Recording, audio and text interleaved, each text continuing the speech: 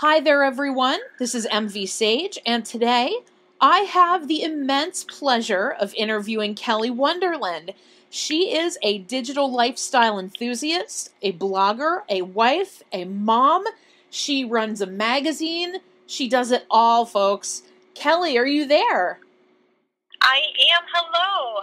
Hi, how are you doing today? I'm great. How are you? I'm hanging in there. We just for the listeners, we did have some technical issues earlier, but I think we've got it all sorted out. so so I have to say I read a lot about you. I've looked at your videos and I've learned how to fold a fitted sheet, which is fabulous because nobody knows how to do that but you.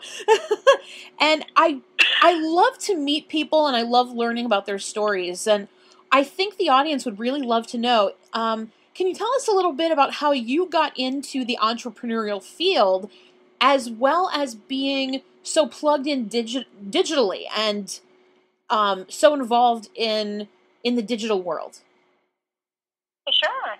Um, well, it kind of just fell in my lap, to be honest. I, moved home from college and an opportunity arrived from a guy that I went to high school with, and he said, "Hey, I'm going to buy this sports magazine.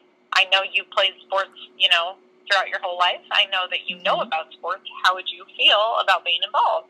Wow. And I had the money, and so I just, bought into the company with him and another guy. Wow.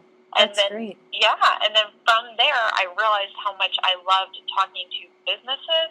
And then I thought, as I continue to grow, I would love to somehow be involved in connecting with more business owners. And then that's when I created my blog, and I started talking to business owners, and I just kind of started doing product reviews, app reviews, and so forth. That is fantastic. That's really phenomenal that it went from the way that it really should go, I think, it from an interest and a passion to an actual business. And I love stories like that. And I do know that you are something of a thought leader around especially women in business, but as you said, small business owners in general. And so I would love it if you could maybe tell us your take on what you feel are the most important apps for us to use today that help the most with being productive, but still being able to enjoy your life as well. Yeah, of course. So for the magazine, I actually also sell ads for the company. And so I'm the only person that's out there talking to business owners selling ads for Horns Illustrated. And it seems like whenever I get a contract via email, I've got to go somewhere, I've got to print it, I've got to do something, sign it, and so forth. Or I've got to sign something and then send it back to a company. I found an app, it's called Scannable, and it is from Evernote, and it is amazing. It's exactly what the name is. You sign the document, you scan it on your cell phone, and you can email it right to the client.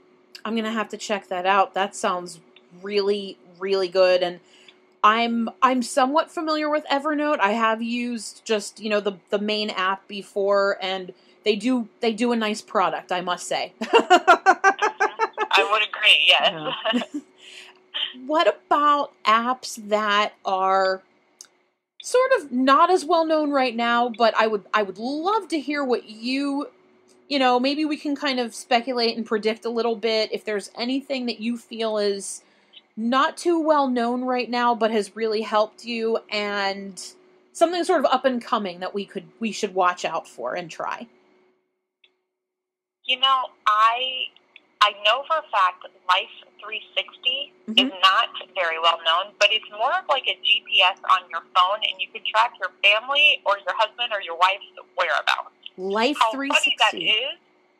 Yes. That sounds good.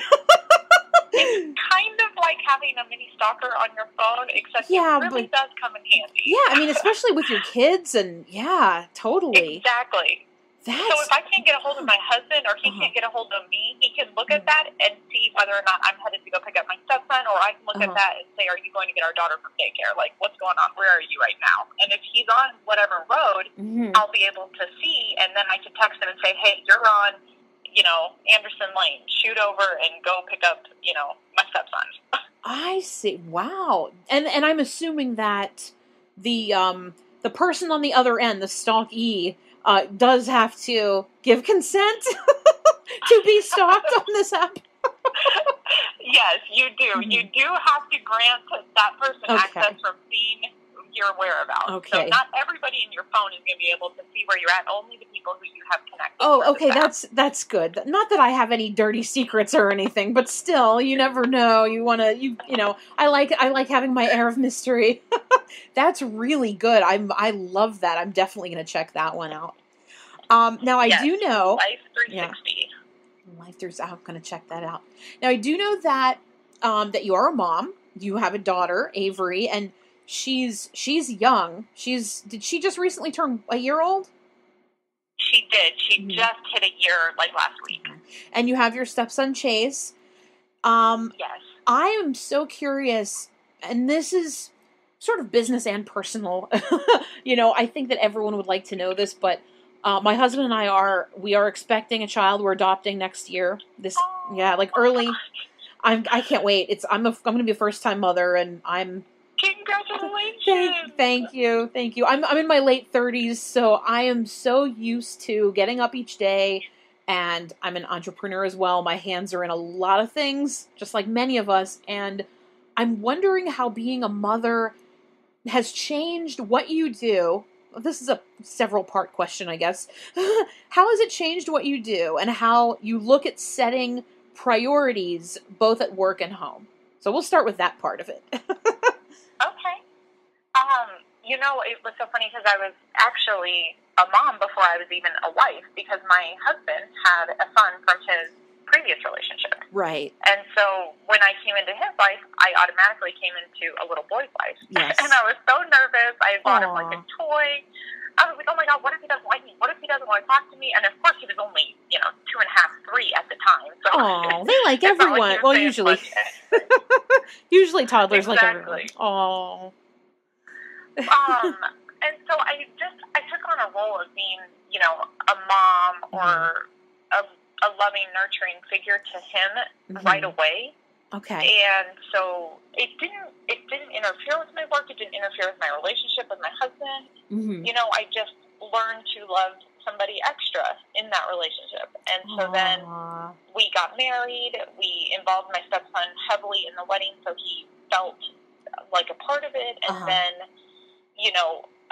it was a surprise pregnancy when we found out we were pregnant with my daughter. Wow. And so that's so sweet. That's such a great story. It was. We had only been married about a month, and we found out we were expecting. And we were both shocked, and my husband took the news, I will say, way better than I did. And then, of course, my daughter came, and she was born 5 weeks early, so she came well before her expected due date, and so then that was a challenge. But we just kind of rolled with the punches and, took what life gave us and just made the best of it. Well, that gives me some hope to know that it can be done. That's right. I think that's all you can ever really do. That is wonderful that you're adopting and you're expecting. How fun. I mean, it's amazing to become a mother. It really I can't wait. There's nothing like it. That's so awesome. That is really, really something. And so I guess my other part of the question is, what advice would you give somebody who really was trying to seek out that work-life balance? My assumption is that you do a lot of work out of your home, or you have very close ties with your home. And I'm sort of in awe of that. So I would love to hear, and I'm sure a lot of us out there who are entrepreneurs would love to hear, how can we improve our own work-life balance? Yeah, I mean, to be 100% honest, so every day that we have my stepson, my work day ends at 2:30 when I've got to leave to go pick him up. So I know that I better get up early that morning, or I better stay awake late that night. And so for me, the work-life balance comes with very little sleep tied to it. Oh, no. My husband gets up at, that's the only bad thing. My husband's up at 5 a.m., headed to the office to work.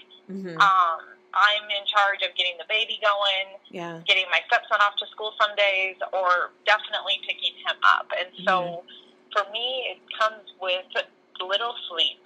Oh, my goodness. It is working at night to spend time with my kids and my husband, and working early in the morning.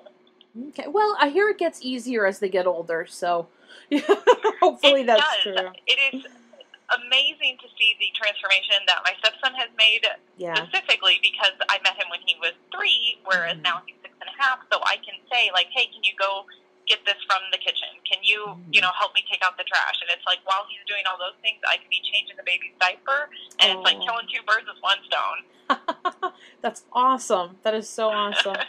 And as far as other people who really do have a lot of dreams right now and a lot of passion for things, is there any advice you can give them about how they can take those passions and turn them into something more, into maybe a business? Yeah, my biggest advice that I give everybody is to start. Just start. You may not think you've got a perfect product. You may not think you have a perfect website. That's good advice. The thing is, your clients, your customers, your audience is going to tell you where your system is flawed. Okay. And so for me, I always say you need to start. When my husband wanted to start his second business, he was like, it's not perfect. It's not done. I don't know this. And it's like, honey, just start. Someone is going to buy your product online. They're going to tell you if it's working, if the checkout's, not working, if PayPal didn't come through, etc. You need to start somewhere, though. Get it out there. Get going. I mean, just get something out there. Get it online. That so is I guess great. That's my biggest thing. That is a good piece of advice. I am a terrible starter because I get paralyzed because I get worried, and I kind of push myself ahead to get my show started, and I'm doing pretty well with that, but it takes me forever. I love that advice. I'm going to take that advice. Thank you so much. Glad. Thank you, Kelly Wonderlin. I had so much fun talking to you. It's been a real pleasure, and I hope you'll come back and talk again sometime. I definitely will. Awesome. I definitely will. Thank you so much for having me on the show. Thank you.